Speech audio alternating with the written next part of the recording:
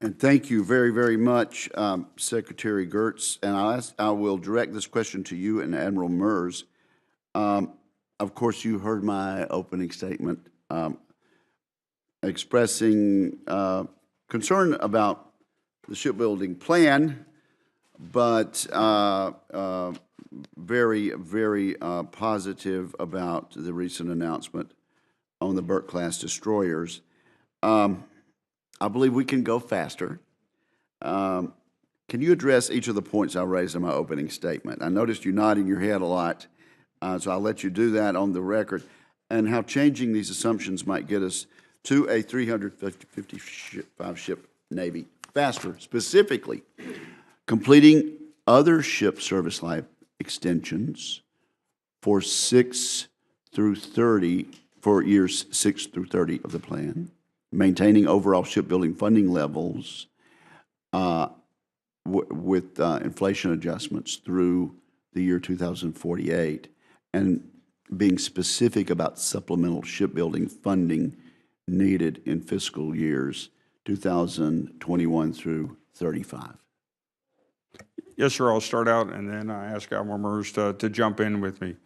So again, in the shipbuilding plan up front, when we built the first plan, we had some analysis complete, and we had a lot of analysis ongoing in terms of service life extensions and class extensions.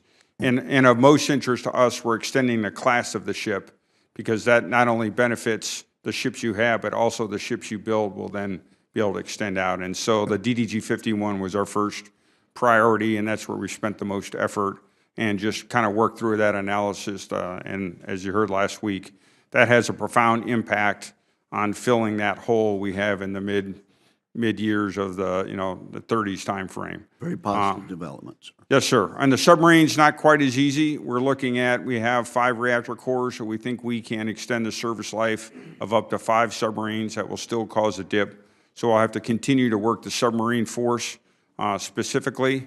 And then, as Admiral Mers will address for you, we need to look at the mix of ships to make sure not only do we have the ship count we need, but do we have the right mix? And to that, I look to him to help guide us in terms of what's the highest priority there as we go through.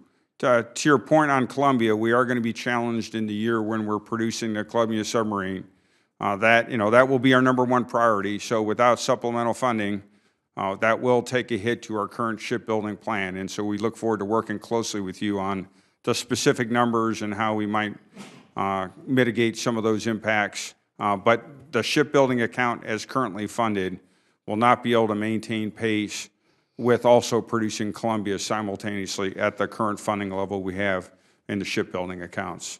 I'll turn it over to Admiral. And on that, let's keep our thinking caps on. Yes, sir. And look for innovative. Yes, sir. And part of it is where do we have opportunities to drive costs down? You mentioned block buys of the LPD-17 Flight 2. We're looking at 2 carrier buys. How do we reduce or get more for the dollars we have in the shipbuilding account? Because there will be tremendous pressure as we go in the future with Columbia being produced along with us growing the 355-ship Navy. Admiral, he's tossed it to you. Yes, sir. So the 355, first, just to set the bar on 355, it is a derived number.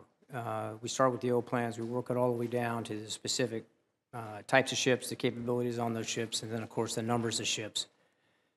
For each class, add those all up, and that's how we got 355. So a very deliberate process to get to that number. And I tee it up with that as I talked a little bit about the DDG 51. As Secretary Gertz mentioned, extending an entire class is by far the most beneficial way to approach a life extension, because that allows us to plan the maintenance, the modernization, really handle it within stride of what we're already doing with that class, as opposed to the alternative of take individual ships, reviewing it, figuring out what maintenance has to be done, and then going ahead and completing that. So a much more efficient, much more affordable option is to extend the class. This is not without precedence. We did it with the Ohio class. Probably aren't any other classes right now. They're all too new. Virginia may be a candidate depending on her fuel usage over her life. And then, of course, the small service combatants are all relatively new. That may be another candidate later on in the shipbuilding plan as we get more data back on how the ship is performing. Arleigh Burke's very solid ship. We're a big fan of that ship. We went after that. We didn't think this would be a big technological challenge, and we were able to complete it. That said, going back to my opening remark of the correct mix, we do hit 355 much sooner, and we laid that out in the shipbuilding plan as a candidate option. We just hadn't finished the analysis yet. But it does not give us the correct mix. To read the footnotes. Yes, sir. So it does get us to the mid-30s of 355, but not the correct mix, although not a bad mix. If you got to have extra ships, DDGs are good ones to have, more than you need while you fill in the rest of the requirement underneath it. You mentioned the dip beyond the fit-up. We are scrubbing that hard. Where we sit today is we can't build ships and deliver them in time to fill in that dip. However, extending the class of the DDG 51 is the only lever we pulled so far. We are still looking at candidate years for a third SSN, and then all the other ship lines that we identified excess capacity, that working with Congress, we may be able to continue to bolster those lines more rapidly. It'll help recover from the dip, but there will still be a dip outside the fit up to a degree.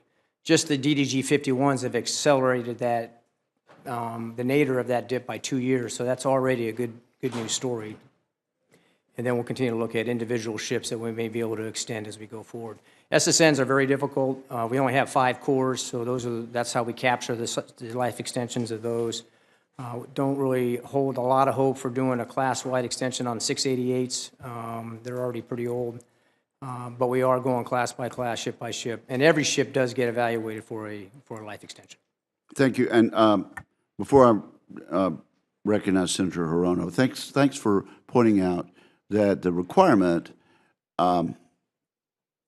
is not just something that was arrived at by the seat of the pants. This came in as requirements from all of the admirals and generals who have responsibilities around the globe. What is the requirement for getting their mission done? And so I appreciate you once again helping us to emphasize that. Senator Hirono.